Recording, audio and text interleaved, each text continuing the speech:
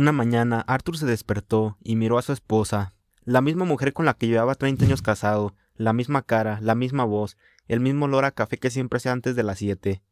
Pero Arthur supo con una certeza absoluta que esa mujer no era su esposa. No lo pensó como una duda, no fue como me parece rara hoy, fue una convicción total, profunda, sin fisuras. Esa persona que estaba sentada en la cocina era una impostora, alguien que se había apoderado del cuerpo de su esposa o que la había reemplazado por una copia perfecta.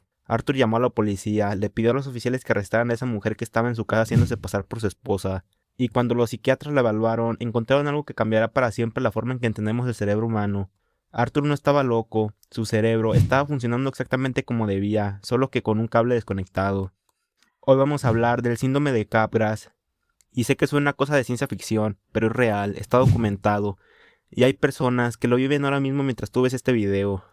Te convence de que las personas que más quieres en el mundo han sido reemplazadas por impostoras idénticas. No reconoces que son importantes por la cara la ves perfectamente. Lo que falla es algo más profundo, algo que normalmente ni siquiera sabes que existe en tu cuerpo. Y lo perturbador no es solo el síndrome en sí, es lo que ha provocado. Hay crímenes reales, casos forenses, situaciones donde alguien lastimó a un familiar porque su cerebro le decía que esa persona no era real. Pero hay algo más en todo esto que nadie cuenta bien, lo que el síndrome de Capgras reveló sobre cómo funciona el amor en el cerebro. Eso al final del video, porque es lo que más me afectó de toda esta investigación. Quédate. Primero, necesito explicarte algo sobre cómo reconoces a las personas, porque sin eso el síndrome no tiene sentido. Cuando ves la cara de alguien que conoces, tu cerebro hace dos cosas al mismo tiempo, dos procesos separados, en paralelo. El primero es puramente visual, analiza la geometría de la cara, la distancia entre los ojos, la forma de la mandíbula, y dice, sí, esta cara la conozco, es María. Eso pasa en milisegundos, es automático, es casi mecánico. El segundo proceso es emocional. En el momento en que reconoces la cara, tu sistema límbico, la parte emocional del cerebro, una sensación de familiaridad, de seguridad, de conexión. No la piensas, la sientes. Es ese calorcito que amas cuando ves a alguien que amas entrar por la puerta. En condiciones normales, esos dos procesos ocurren simultáneamente y se fusionan. Ves la cara y sientes el calor al mismo tiempo. Resultado, esa es mi esposa y la amo. En el síndrome de Capgras, el segundo proceso falla. Ves la cara perfectamente, el reconocimiento visual está intacto, pero no llega a la respuesta emocional. No hay calorcito, no hay familiaridad. Y entonces el cerebro, que es básicamente una máquina de buscar tu explicación a todo, concluye lo siguiente. Si esa persona tiene la cara de mi esposa, pero ya no siento que es mi esposa, entonces no es mi esposa, es alguien que se parece a ella. No es una locura, es lógica. Una lógica basada en información incorrecta, pero lógica al fin. El síndrome lleva el nombre de Joseph Capgras, un psiquiatra francés que en 1923 documentó el primer caso reconocido oficialmente. El paciente se llamaba Madame, era una mujer francesa de mediana edad que llegó a su consulta con una queja muy específica. Su esposo había sido reemplazado, no por un fantasma, no por algo sobrenatural, por un hombre físicamente idéntico que se hacía pasar por él. Capgras lo escuchó, la evaluó y lo que encontró fue que Madame era completamente coherente en todo lo demás. Sabía en qué año vivía, sabía su dirección, recordaba su vida con claridad. Solo en esto, en la identidad de su esposo, había una convicción inmovible y perturbadora. Lo que Capgras no sabía en 1923, porque la neurociencia no llegaba a eso, era por qué ocurría. Eso se descubrió décadas después con estudios de neuroimagen.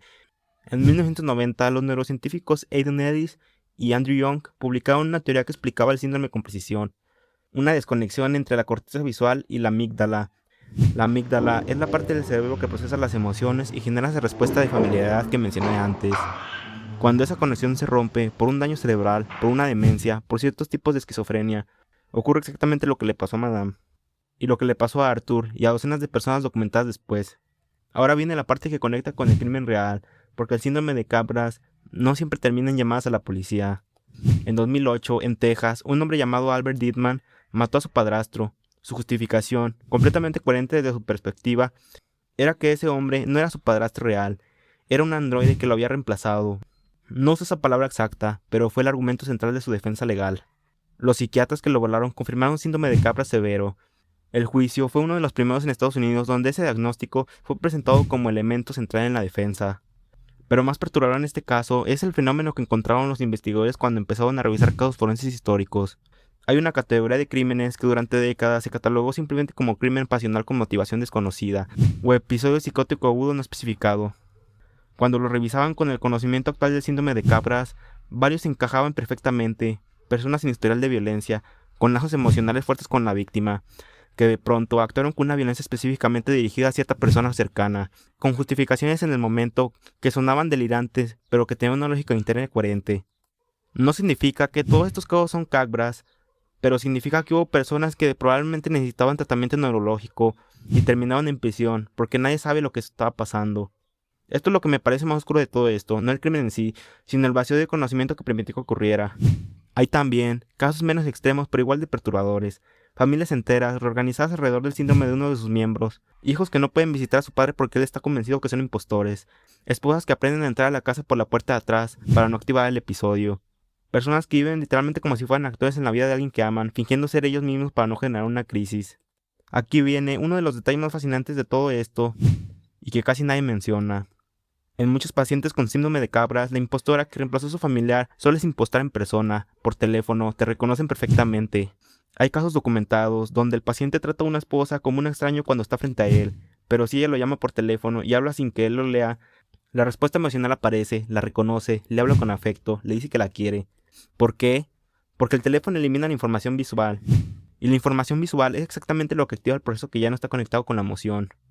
Cuando el paciente escucha la voz sin ver la cara, su cerebro procesa la identidad a través de una ruta diferente, auditiva, no visual, y esa ruta sí tiene la conexión emocional intacta. Lo que esto revela es algo mucho más allá del síndrome, el amor, la familiaridad, el reconocimiento de las personas que importan. No vive en un solo lugar del cerebro, está distribuido. Hay múltiples cables, múltiples rutas, y si uno falla, los demás pueden compensar, pero no siempre. Es perturbador y hermoso al mismo tiempo. Una cosa más que quiero contarte es que el síndrome de Capgras no se limita a personas. Hay casos documentados donde la impostora no es un familiar sino un objeto, una casa, un animal. Hay un paciente que durante meses insistió que su perro había sido reemplazado por uno idéntico. El perro era el mismo, tenía la misma marca, el mismo comportamiento, respondía al mismo nombre, pero el paciente no experimentaba la conexión emocional que sentía antes y llegó a la única conclusión que el cerebro podía generar. Era una copia. Hay otro caso, este en España, documentado en los 90, donde un paciente insistía en que su casa había sido reemplazada por una réplica idéntica construida por vecinos que querían robarle su hogar. Fue a vivir a un hotel durante semanas, no podía entrar a esa casa que no era la suya, aunque objetivamente era exactamente igual. Y hay una variante más reciente que los psiquiatras están viendo cada vez más, el síndrome de Capgras digital. Pacientes que están convencidos de que las cuentas de redes sociales de sus familiares han sido hackeadas o reemplazadas por impostoras digitales, que el que les escribe por WhatsApp no es realmente su hijo, sino alguien haciéndose pasar por él.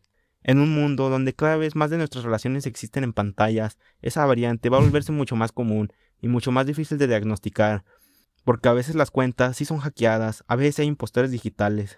¿Cómo distingues el síndrome de la realidad cuando la misma se volvió poco confiable? Prometí al inicio que al final iba a contar lo que más me afectó de toda esta investigación. Aquí está. El síndrome de Capgras, sin querer, reveló algo sobre el amor que los filósofos llevaban siglos debatiendo y que la neurociencia tardó en aceptar. La pregunta es esta: cuando amas a alguien, ¿qué exactamente estás amando? La mayoría de personas diría a la persona, su personalidad, sus recuerdos compartidos contigo, la forma en que te hace sentir. Pero el síndrome de Capgras dice algo diferente. ¿Por qué los pacientes con Capgras no pierden la memoria de la persona? Recuerdan perfectamente todos los años juntos, saben racionalmente que esa persona las quiere, que tienen historia, que han compartido una vida, pero sin la respuesta emocional automática, sin ese calorcito que genera el sistema límbico al ver la cara, toda esa información racional no es suficiente para convencerlos de que es real. Lo que el síndrome muestra es que una parte fundamental del amor, quizás la más fundamental, no es un pensamiento, no es una decisión, no es ni siquiera un sentimiento consciente.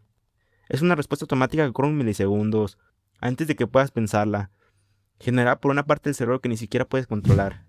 Amar a alguien es, en parte, un reflejo neurológico.